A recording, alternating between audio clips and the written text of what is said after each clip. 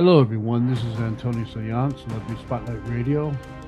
Today, we're going to go over the high-profile case involving Rob Reiner, his wife Michele, and their son Nick, who is accused of murdering his parents. The discussion begins with the shocking nature of the crime and sympathy for the family. We're going to detail the events leading up to the incident, including a loud argument at Conan O'Brien's Christmas party and Nick's erratic behavior. The conversation then shifts to legal analysis, focusing on the likelihood of an insanity defense and the procedures of the arraignment, including bail status. The police are described as having strong evidence, with Nick's sister alerting authorities due to his history of mental health issues and dangerous behavior. Legendary Hollywood director Rob Reiner and producer Michele Singer Reiner, as you know, were murdered by their son, Nick Reiner, who has been arrested and now faces murder charges and is being held without bail. Number one, it's horrible. You got to feel for the family. Now, what we know so far is that this was a gruesome murder.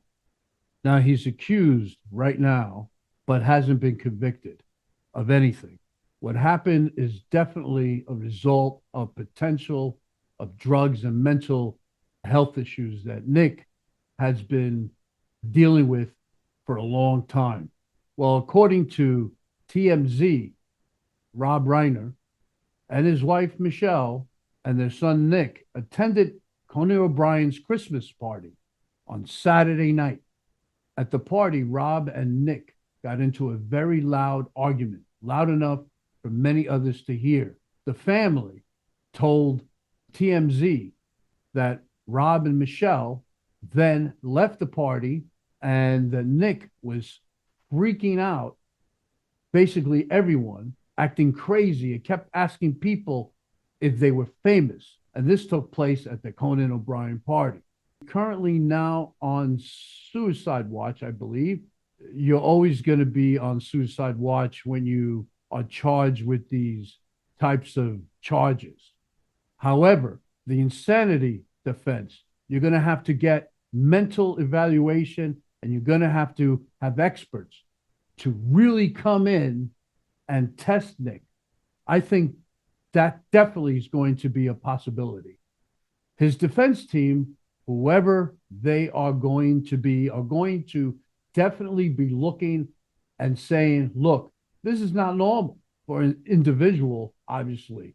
So they're going to have to get this into the whole insanity defense at the end of the day. Is probably a good outcome for this type of situation. So court today is the arraignment, court proceedings, and so on. So what they're going to do is they're going to give him the charges. They're going to tell him exactly what he's charged with. They may talk about bail, but right now he's being held without bail. Today, they may start talking a little bit about the motions and whatnot, but nothing really big today. Look, Nick Reiner is responsible for the deaths of his parents. That is the statement from LAPD. So they've been gathering police evidence and they're investigating. But for them to say in a statement that he is responsible for the death of his parents tells you where this is going. You don't get much more than that. But if the police are so confident this individual did it, there's evidence that they have, and we just do not know about it yet. And yes, the sister did find the parents dead and then spoke to the police and said, you have to look into my brother because he has been living with my parents and he is dangerous. I have this to say. This was big news. It's just terrible, the whole thing. I grew up with watching his films, and especially All in the Family. I was a kid, and I just used to crack up laughing. And it was always a discussion in high school, too, talking about the whole debates that they were having on All in the Family. And it was a learning process, that show. And we were kids. And a lot of it we're facing still in today's world. To have a son kill parents or any sibling, kill anyone, is just horrible. It just breaks my heart for their family and colleagues, friends in Hollywood, and, guys like me. I'm in the film industry, and I could tell you that I met him a couple of years ago in Times Square, and lovely person, shook my hand, knew that I was good friends with Ted Kocha and Sidney Pollack, and he spoke good words about them and wished me luck in the film industry. And I idolize that, and I honor that. And I just hope that the good part of all this is that at least they were together. The bad part is the family. This is all going to be a gray shadow hovering over them for the rest of their lives. And that is hard to face every day. And I feel for them. And there's going to be more of this story. And I'll get back on Celebrity Spotlight Radio when I hear more. And I'm pretty sure you're probably listening to more right now because today's supposed to be the court date. Nick is supposed to show up to court. So I'll try to get that out. Is that I'm running around just working, and it's hard to juggle everything. But I'll do my best. God bless, and keep safe, everyone. Protect your family, protect your friends, and protect your neighbors. Okay? Protect everyone. Let's unite. Unity. I don't care what your politics are. I really don't.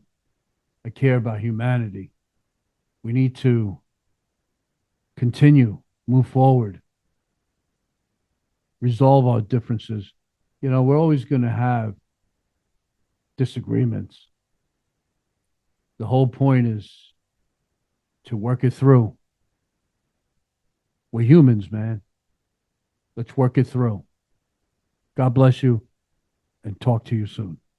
Breaking news, everyone. Nick Reiner, the 32-year-old son of Hollywood director Rob Reiner and producer-photographer Michele Singer Reiner, made his first court appearance on December 17th, 2025, in Los Angeles Superior Court. The hearing was brief. Reiner, wearing a blue protective vest, often issued for suicide prevention or safety reasons, appeared in custody behind glass.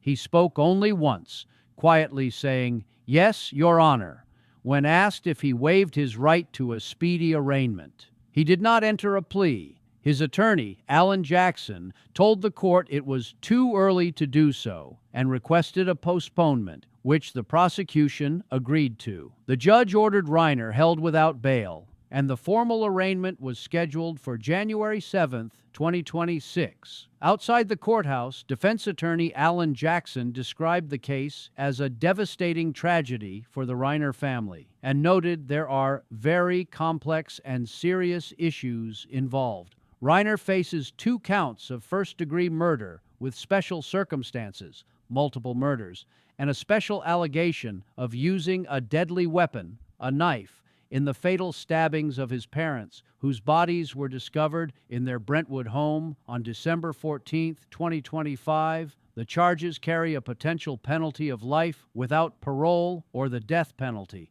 though no decision has yet been made on seeking capital punishment. Statutory right Take a listen. to a speedy arraignment. Your counsel is requesting that your arraignment be continued to January 7, 2026. Do you waive your right to a speedy arraignment so that your arraignment can be heard on January 7, 2026? And does counsel join in the waiver? I join, Your The Honor. court finds that the defendant has made a knowing and intelligent waiver of his right to a speedy arraignment, and that his counsel joins in that waiver. Matter set January 7, 2026 for arraignment in this department. Bail to stand at no bail.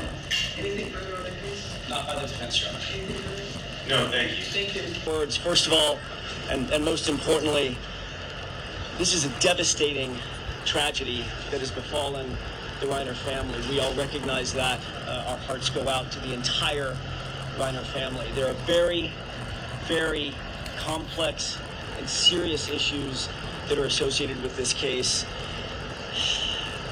These need to be thoroughly but very carefully dealt with and examined and looked at and analyzed.